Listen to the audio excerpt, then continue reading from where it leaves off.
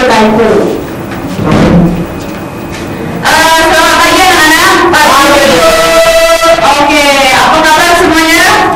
Luar biasa. Luar biasa. Karena kemarin kita sudah membahas materi Pancasila, sekarang kita akan membahas tentang konstitusi negara. Sebelum melanjutkan materi kita pada hari ini, salah satu pimpin doa, Ibu minta Angel. Boleh Angel? Boleh Bu. Mari kita bersatu dalam doa. Bapak yang baik, terima kasih buat kesehatan yang masih kau berikan kepada kami, kepada seluruh Bapak. Kami mau belajar, kiranya apa yang kami pelajari dapat berbuah di dalam kehidupan kami sehari-hari. Ini doa kami serahkan semua ke dalam tangan-Mu. Dalam nama Yesus kami berdoa dan mengucap syukur. Amin. Terima kasih Angel. Sama Bu. Sebelum masuk materi, Ibu mau absen dulu. Yang pertama, Angel hadir. Wahyu hadir. Albina hadir dulu. Al-Kaisar hadir. Gamaliel hadir. Alessandro tidak ada. Mana dia? Ada surat izin? Sakit Bu. Oh sakit hati Bu. Oh sakit hati. Gawat. Kemudian Moses Paramu kami boleh berkenapa? Ya, kita akan mulai dengan materi kita pada hari ini, di mana kemarin sudah mempelajari tentang Pancasila dan sekarang kita memasuki materi baru, yaitu konstitusi negara. Sebelum menurut Pak ahli ini teman-teman, apa itu konstitusi? Kalian dengar tahu konstitusi apa? Konstitusi adalah hukum dasar. Ya betul. Yang lain yuk, konstitusi sama. Oke, ini saling berkaitan sekali dengan materi kita kemarin, di mana konstitusi itu adalah hukum dasar suatu negara. Di mana dari itu Pak ahli mengungkapkan pendapat bahwa konstitusi itu adalah sebuah keseluruhan sistem tata negara, suatu proses yang berupa kumpulan berbagai gaya untuk membentuk serta melakukan pengelolaan terhadap pemerintahan suatu negara. Di mana kita mengetahui tadi bahwa negara itu terbentuk karena adanya suatu aturan. Jika tidak ada aturan, maka suatu negara akan hancur, di mana perilaku manusia akan seenaknya tidak menghargai satu sama lain. Maka suatu aturan ini sangatlah penting bagi suatu negara, gitu teman-teman. Di sini ada pengertian konstitusi lagi, di mana konstitusi itu adalah suatu kumpulan kaidah yang memberikan pembatasan kekuasaan kepada para penguasa. Di mana para penguasa ini tidak seenaknya, walaupun misalnya ada orang yang di bawah seperti rakyat biasa, tidak mempunyai titel atau gelar, begitu teman-teman, kita tidak boleh seenaknya, apalagi penguasa ini di atasnya rakyat biasa, di mana penguasa ini ada batas-batasnya. Disitulah gunanya konstitusi ini dibuat. Dan yang kedua, adanya suatu dokumen tentang pembagian tugas. Di sini rakyat bagi tugas apa kegunaannya, dan penguasa yang lain apa kegunaannya. Tidak semua penguasa yang mengatur tentang segala hal yang ada di pemerintahan begitu. Yang ketiga, ada suatu deskripsi dari lembaga negara, dan itu pasti ada suatu deskripsi yang diatur oleh suatu pemerintahan. Dan yang keempat, suatu deskripsi tentang perlindungan HAM, di mana ini teman-teman sangat penting. Perlindungan HAM yang kita pakai, kita gunakan, kita lakukan, HAM sangat melindungi diri kita sendiri, di mana HAM itu sangat berlaku pada diri kita sendiri, karena agar orang tidak seenak-enaknya, tidak semena-mena kepada diri kita gitu. Dan di sini ada jenis konstitusi dan contoh konstitusi di Indonesia. Dan yang pertama itu teman-teman ada konstitusi tertulis, di mana ada sekumpulan atau pokok dasar negara, bangunan negara, dan tata negara mengatur kehidupan satu bangsa dalam persekutuan hukum negara. Dan contoh yang tertulis ini Undang-Undang 1945, Undang-Undang sementara dan Undang-Undang 1945 hasil amandemen yang digunakan sampai sekarang. Nah, kita akan membahas konstitusi tidak tertulis, di mana terdapat sebagai konvensi. Konvensi itu memiliki pengertian sebagai kebiasaan sistem tata negara yang sering ada dalam sebuah negara. Contoh konstitusi tertulis yang digunakan suatu negara yang ada di Indonesia itu adanya keputusan di MPR diambil dan diputuskan berdasarkan musyawarah secara mufakat dan pidato presiden sejak tanggal 16 Agustus 1945 dan selanjutnya ada adat istiadat. Itu termasuk contoh tidak tertulis semua. Di sini ada 6 fungsi konstitusi.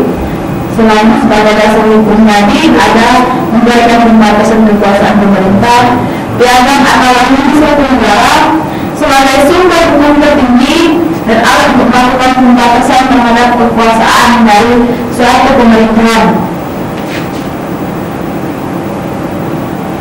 Dan ada fungsi umum juga, fungsi konstitusi umum memberikan pembatasan kepada kekuasaan suatu pemerintahan agar tidak terjadi pemerintahan yang bertindak sewenang-wenang yang sudah saya jelaskan tadi. Nah, ada hak-hak yang dilindungi dan kelakuan-kelakuan yang dibatasi agar warga negara dapat terjamin, terlindungi dan tersalurkan. Dan kedua, berdasarkan atas lahirnya suatu negara. Dan tiga, konstitusi ini sebagai sumber hukum tertinggi. Apa sih tujuan yang diadakan konstitusi yang diterapkannya konstitusi di Indonesia ini? Ada tiga, yaitu sebagai pembatasan dan pengawasan, melepas kontrol kekuasaan dari penguasaan sendiri, memberikan pedoman bagi penyelenggara negara agar negara dapat berdiri kokoh. Dan terdapat nilai-nilai dari konstitusi juga, ada nilai normatif, nilai fenomena dan nilai semantik. Di mana normatif ini ada konstitusi yang resmi diterima oleh suatu negara, dan nominal ini adalah konstitusi yang menurut hukum tetap berlaku, dan nilai semantik ini adalah konstitusi yang hanya dapat berlaku bagi kepentingan penguasa.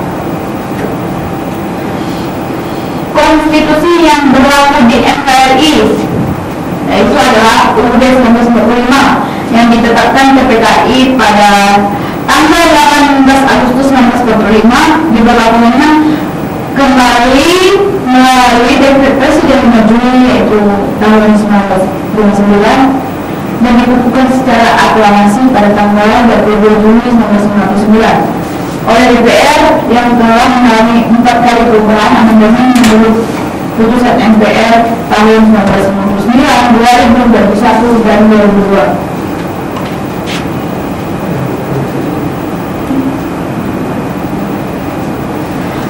Di sini ada konstitusi yang berlaku di Indonesia, yang terutama Undang-Undang Dasar, Konstitusi RIS, ada apa lagi? Ada apa lagi? Konstitusi yang berlaku di Indonesia. Ya, Bude, ya benar, sudah ini sebutkan Konstitusi RIS, apa lagi? Pancasila, apa lagi? Yang berlaku di Indonesia. Yuk. UDS, ya betul. Apa lagi? Undang-undang Pancasila. Perpres, apa lagi? Mbak Bayu, ada yang lain? TAP MPR. Apa lagi? Mungkin yang tahu sebelum. Kita akan membahas. Sini ada konstitusi RIS tadi. RIS ini teman-teman ada menurut sifat dibagi menjadi menurut sifat dan menjadi bentuknya. Dimana kalau menurut sifat itu konstitusi rigid karena mensyaratkan prosedur khusus untuk perubahan atau amandemennya.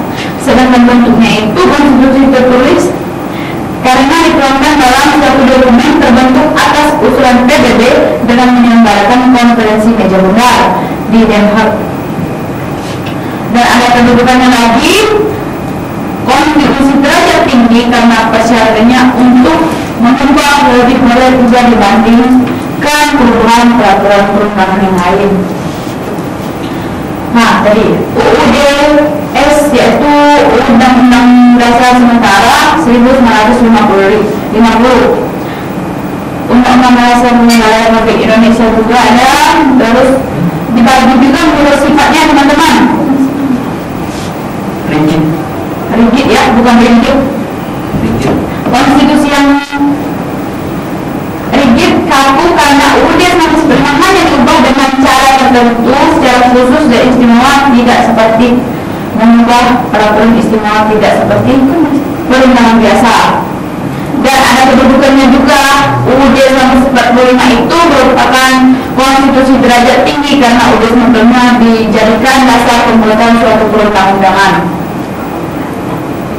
Ini kalau teman-teman kurang jelas atau ingin menambah penjelasan tentang konstitusi negara, bisa dibuka ini, bisa ibu share di link grup PA ya. Dan terakhir, ada pertanyaan? Cukup. Maka kalau tidak ada pertanyaan, ibu kasih tugasnya sangat gampang. Apa itu, Bu? Bisa dibaca teman-teman, bisa ikut saya boleh Hasina? Berikan dua tanda tentang konstitusi yang pernah diterapkan di Indonesia. Yang pertama, UUD Negara Republik Indonesia atau NRI tahun 1945, 18 Agustus 1945, 27. Kedua, Konstitusi RIS 1949. 3. UUD Sementara 1950. 4. UUD 1945. Ibu. Jadi teman-teman di sini harus berpendapat tentang persoalan ini. Di mana pendapatnya itu jangan berpendapat kayak anak SD, teman-teman, harus kayak seperti anak SMA. Jadi jika tidak ada pertanyaan, benar tidak ada pertanyaan? Sudah cukup, Bu. Karena peran jadi kita awali dengan doa, maka sebelum pulang kita akhiri dengan doa. Boleh Ibu minta Mas Gamal untuk pimpin doa kita pada malam hari ini? Sebelum kita mengakhiri pembelajaran pada siang hari ini, mari kita berdoa. Berdoa mulai. Selesai. Oke, terima kasih Mas Gamal. Baiklah, anak-anak, kita berjumpa minggu depan. Tugasnya jangan lupa ya. Oke, selamat